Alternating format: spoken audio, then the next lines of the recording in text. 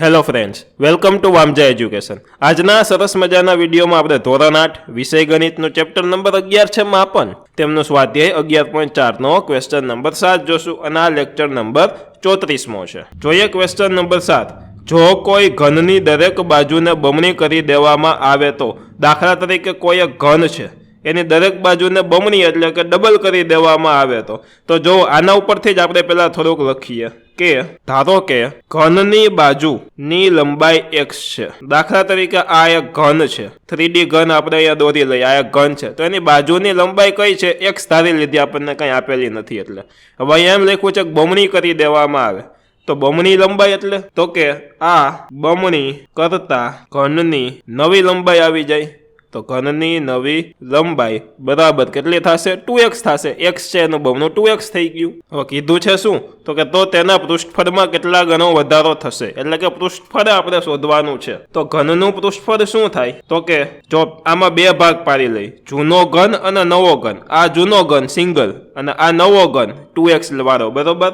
તો જૂનું ઘન, જૂના ઘનનું પૃષ્ઠફળ બરાબર, પૃષ્ઠફળ એટલે કે 6 લંબાઈનો વર્ગ, એટલે કે 6 અને લંબાઈ આપણે કેટલી આમાં લીધી છે? x, એટલે કે ગુણ્યા x વર્ગ એટલે કે 6x વર્ગ. હવે નવા ઘનનું પૃષ્ઠફળ લખીએ, નવા ઘનનું પૃષ્ઠફળ બરાબર એનું પણ 6 લંબાઈનો વર્ગ આવે, 6 અને એની લંબાઈ કેટલી છે તો કે લંબાઈ 2x છે તો 2x નો વર્ગ, 2x વર્ગ.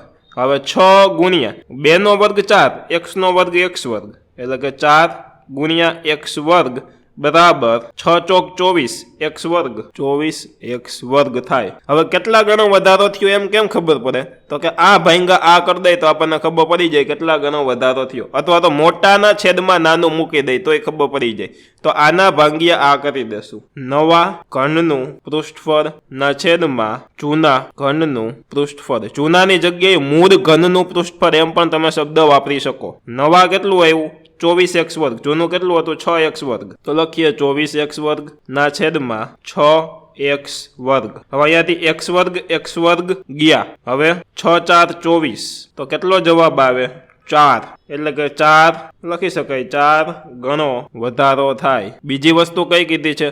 તેના ઘનફળમાં કેટલા ગણો વધારો થાય? આ પૃષ્ઠફળ હતું તો ઘનફળ, તો ઘનફળમાં એ જ છે. અહીંયા હું 1 કહી દઉં કારણ કે અહીંયાથી આપણે 1 કરવાનું ચાલુ કર્યું.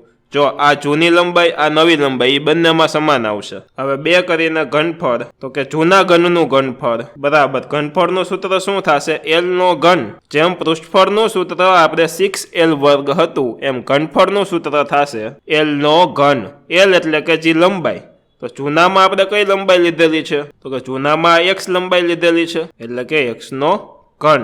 નવા ઘનનું ઘનફળ બરાબર l ઘન બરાબર નવા ઘનની લંબાઈ શું છે? 2x એટલે કે 2x ઘન. હવે 2 નો ઘન શું થશે? 2 2 4 અને 4 2 8 એટલે 2 નો ઘન 8 અને x નો ઘન x ઘન. હવે કેટલા ગણો વધારો થયો? આમાં વધારો કેટલો થયો? તો આ નવી જે આવી એમાંથી આ જૂનું ભાંગી નાખીએ એટલે કે અંશમાં ના છેદમાં કરી નાખીએ તો કેટલા ગણો વધારો થયો તે ખબર પડે. તો લખીએ આપણે નવા ઘનનું ઘનફળ છે એટલે ઘનફળ લખશું. આગળનામાં પૃષ્ઠફળ હતું તો પૃષ્ઠફળ લખ્યું હતું. જૂના ઘનનું ઘનફળ બરાબર નવાનું કેટલું છે? 8x ઘન એટલે 8x ઘન. જૂનાનું કેટલું છે તો કે x ઘન એટલે x ઘન. x ઘન ઉડા તો અહીંયા શું છે? 8 એટલે આપણે લખીએ બરાબર 8 ગણો વધારો થયો, 8 ગણો વધારો થાય. તો આ હતો આપણો 7મો દાખલો. આશા રાખું છું કે આખો દાખલો તમને વ્યવસ્થિત સમજાઈ ગયો છે. જો વ્યવસ્થિત સમજાવવાનો છે તો ચોક્કસથી મિત્રો તમારા વિડીયોને લાઇક કરવાનો છે. ચેનલમાં નવા હોવ તો સબસ્ક્રાઇબ કરીને બેલ આઇકન દબાવવાનું છે તથા આ વિડીયોને તમારા મિત્રો પરિવાર દોસ્તો સાથે ચોક્કસથી શેર કરજો. અને હા, તમારા ધોરણનો કોર્સ ખરીદવા માટે પ્લે સ્ટોરમાંથી વામજા એજ્યુકેશન એપ્લિકેશન ડાઉનલોડ કરો. ધન્યવાદ.